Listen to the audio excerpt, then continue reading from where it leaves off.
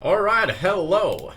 We're back with yet another analysis, and this time we have entered a knockout stage in the Skilling Open today, and the game we will take a look at is Magnus Carlsen against Anish Giri. The very first game played in their match.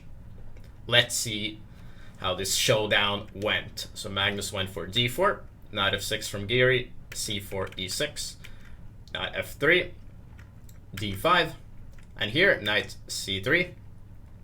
Very standard so far. And now Giri went for bishop b4. This line is known as the Ragosan. It's a very complicated line, and both of these players have played this line several times in their encounters. Let me briefly mention that c6 here is a huge move, along with d takes c4, and also bishop e7, which is known as the Nakamura variation. But bishop b4 is the most dynamic approach out of all of them. These positions can become pretty wild. Magnus, he takes on d5, takes back from Giri, and here Magnus plays bishop f4. I'm not sure whether or not this is the most common move. I think bishop g5 is slightly more common. Also, queen a4 here is played quite a little bit to force the knight to go to c6. This is good for white because black wants to play c6. This is slightly awkward. This line is known as a very solid line. And I can also mention that queen b3 here is a huge move, which is very, very sharp. But c takes d5 and then bishop f4. Knight e4. Giri doesn't wait. He just jumps into e4 right off the bat immediately. And I think that is also the right approach. Rook c1. Magnus has to defend c3. Knight c6 from Giri. He just simply wants to put the knight on an active square. Playing c6 could probably be alright, but I think it's slightly slow when you've started with knight e4 here. So then black needs to be faster, so knight c6 is a good move. e3, and here Giri launches with his g-pawn and plays g5. This is a very standard move once you put your knight on e4. The point is that you chase away the bishop, and after bishop g3 h5, you are now threatening to capture and trap the bishop of h4. And this is not so easy to defend. The only way to do that is to lift up the h-pawn, but when that happens, black can take on g3 and give you these double pawns, and these are not very desirable for white at all. This also happened in the game. And here Giri played g takes h4. To me, this was slightly surprising when I first saw this. I thought that g4 was more logical to just chase away the knight. I'm actually quite baffled by why he didn't do this. Maybe he thought that after knight g1, he doesn't really have anything after knight e2, knight f4. The knight on f4 is conveniently placed because it blocks this diagonal right here. So it's not so simple for black to attack the g3 pawn. For example, bishop d6, knight e2. I'd say knight e7 is logical here to protect the d5 pawn.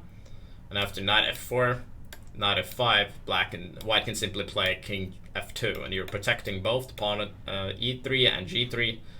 And maybe Giri thought that here he doesn't have anything. That's my only explanation. But to me, g4 looked like a more logical move, but maybe it was more clever to take on h4. To simply try to open up a little bit more. And here Magnus, he doesn't even take back. He plays bishop b5, and I think this is an excellent move. Pinning the knight here, and now knight e5 is definitely in the air. And also queen b3 in a few lines. Queen d6 from Giri. This is certainly a surprising move, but he's attacking g3. So in that sense, it's fairly logical. I would think that simply taking the pawn can't be a bad move, and something like queen b3 could happen. Now what white is threatening to take the bishop. The queen could maybe move to e7, attack e3 and protect the bishop. And here I would maybe castle with white. And we have a crazy position. that's everything I can say. For example, bishop takes, rook takes, bishop d7. This position is completely crazy, where anything can happen. Queen h4 is something you have to be very careful of, but I think it's all right for white at least. Crazy mess. That's all I can say. But queen d6 is also a logical try, but it's not a very good move. And indeed, the best move here would have been to simply castle, but Magnus did not do that. So after castle, the position is crazy. It's wild, but the point is that if you take with the queen, I can simply play knight e2 here, and then now you're forced to play queen d6 in order to protect your knight. But then I have knight e5, attacking c6, and I'm also attacking f7. So this is not gonna work out very well for black. So maybe it's better to take with the h pawn, but knight e5 is yet again an issue, and I think that white is doing well with queen b3 next, potentially also knight e2, taking the pawn at g3. So castles would have been a very cold but extremely good move in this position. Very difficult to see, so then g takes h4 makes slightly more sense. Queen g3, king f1. The attack is not dangerous yet, but white certainly has to be careful. Rook g8, rook g1, protecting g2. And as a matter of fact, the best move here is to play queen e2 simply and protect with the queen. The issue after rook g1 is that black can take on c3 like Giri does. Rook takes c3, and then simply bishop d7. And he is going to castle very quickly, and he could double on the g-file, and this could become very, very dangerous for Magnus here, as we will see later in the game. And in this position, we actually see why it's so clever to put the queen on e2. So now the dream here for white would have been to take on c6, bishop takes c6, and then play knight e5.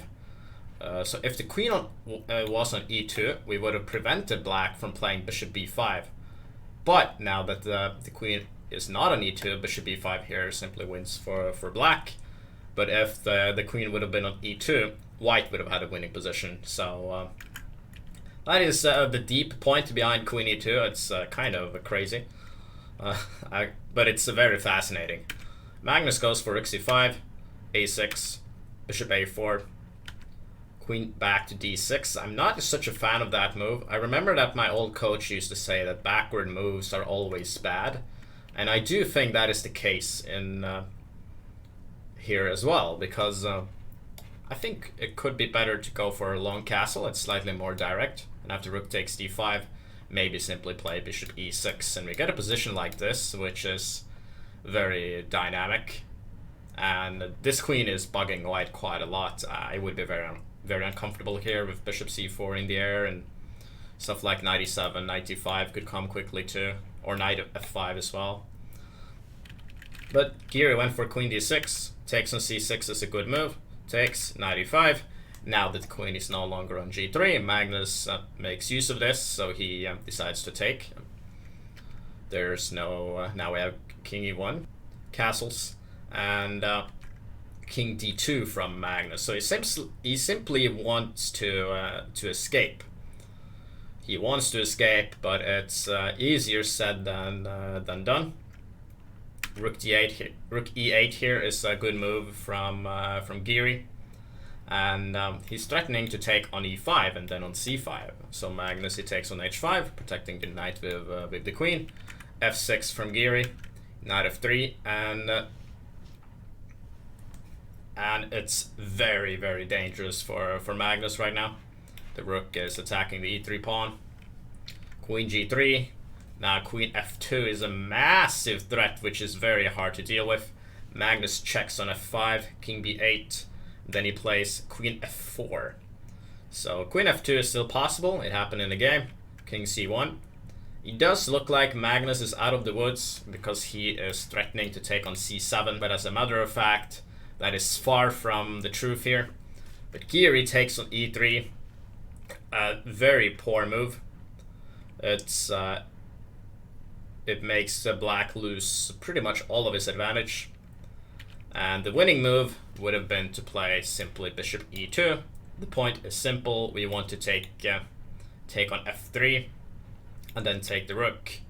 The only way to prevent this is pretty much to play rook c2. Queen takes c7 leads to nothing. So rook c2 pinning the bishop, but now rook takes g2 comes with devastating effect. And if we take back that rook, queen f1 is going to lead to mate. Just queen d1, queen d3. So that will be mate.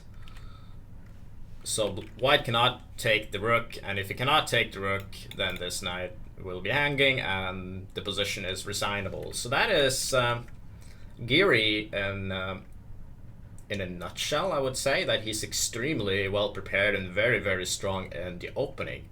But he does seem to have some issues converting. He has blown so many winning positions. He tends to do that in longer games as well, as far as I've seen. So that is the main place he needs to improve, because his opening preparation is absolutely incredible. He's always extremely well prepared, and he pretty much always gets a very good position out of the opening too, as far as I've seen. But queen takes e3. This move was inaccurate, and after queen takes, rook e1, takes the rook, knight takes the rook. This endgame here is quite equal.